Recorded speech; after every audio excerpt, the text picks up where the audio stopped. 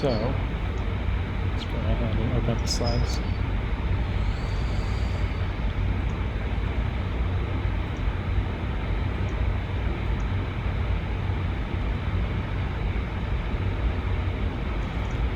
All right, the daily law. You want to extend your knowledge further and further, leading to wide-ranging connections. Ask yourself if you're following this law. Here we go. So, got a little example here. Who can help me match these up? Which description should I drag the let keyword to? The bottom one? This one? Mm-hmm. I think it's the... This one? No. I just... Psych. The equal sign. The equal signs goes to the bottom. Equals. Assignment operator assigns a value to a variable. Y'all can hear that, right? Okay, so this is kind of talking about accessibility, right? So anyone who has a disability, they can actually play this and they can hear. Oh, okay. This has a little audio button here, so you can actually hear what it says. All right, so you've got these other two. The first one is variables defined. I think that's const. That should be const, but I don't know why that's not const. Let variables defined with defined by this keyword cannot be declared. We said yesterday declared. let and const are quite similar. They're actually new keywords. So you would, if you look up let, the let keyword and the const keyword are very similar. Right? Variables with the keyword of let cannot be redeclared. They must be declared before use. They also have block scope. And variables defined with const cannot be redeclared. They cannot be reassigned. They have block scope. All right, so this leaves us with this last one here, right? So Yolanda, can you mute your mic, please? Yeah, sure. Yep, so we've matched this now, right? And now we have our answer, which shows us that we have a correct match. Good job. So conceptually, what this does is it teaches us what the definitions are, right? So if you think the value of the variable can change, you want to use this keyword var. You can reset this back to what it was before. Okay, nice. A little warm-up exercise. Good job, everyone. All right, so who can give me a recap of what we covered yesterday? Cover a lot.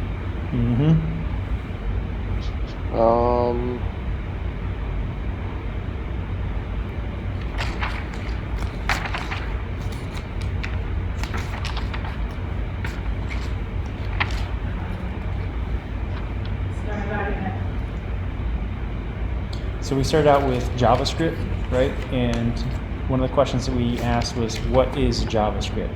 And JavaScript is a scripting language that allows you to implement complex features on web pages.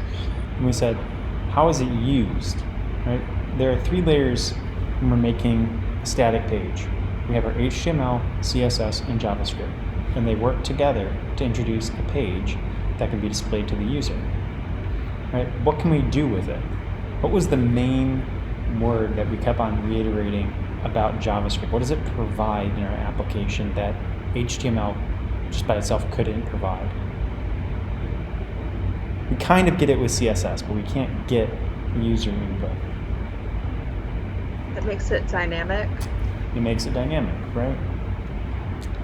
And then how can we apply JavaScript?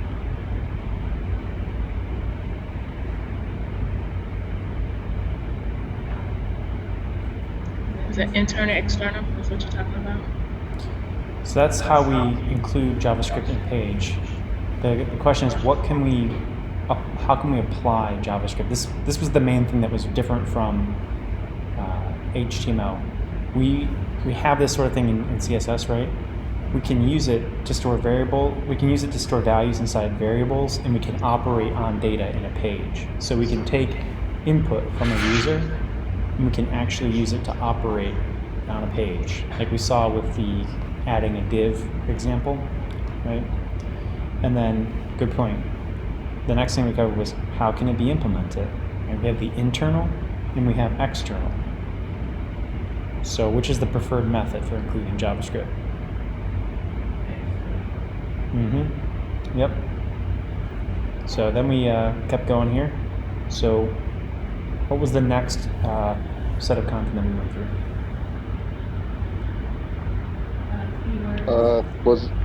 Was it methods? We went through our Objects, keywords. We went through const, the const keyword, let, and var. So what are the JavaScript keywords, right? There's a block of those keywords, and I encourage you to use the dev flashcard application to keep filling that up and adding definitions and terms so that you can take 30 minutes a day and review that. That way, when you're looking to write your program, you can just write it from scratch. Yep. And we saw an example of using keywords. And yeah, there are 4 ways to declare a JavaScript variable, right? We said there's using var, using let, using const, and then the other way? Nothing.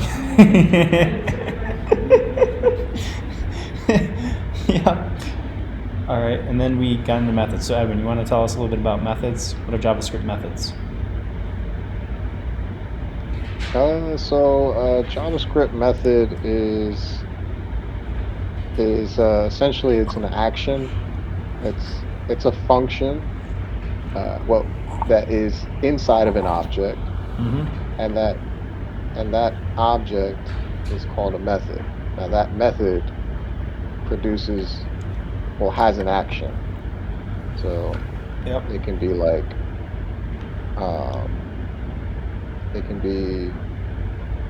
I guess run, or it can be like sleep, like we talked about sleep yesterday. But generally it produces some sort of it has some sort of output. It takes an input and then it produces an output. Yeah, and what was the object that we made yesterday? Come on now, we had fun making it, so. The fun one. Everyone contributed a little bit of something, right? It was Schrodinger's cat. Yeah. Yeah, Schrodinger's cat. It was eating. Yeah, nice. All right. Now, to get into a function, can someone tell me what a function is in JavaScript, actually? It's an array, a string. A function isn't an array; it's an object, and it is a runnable method, right? A function has a definition. It uses the keyword function, and it has a name. And so that method runs a command, right? We have function parameters, and those parameters are the names listed in the function definition. And then we have values, right? Those values within the function are the parameters that are being passed into it.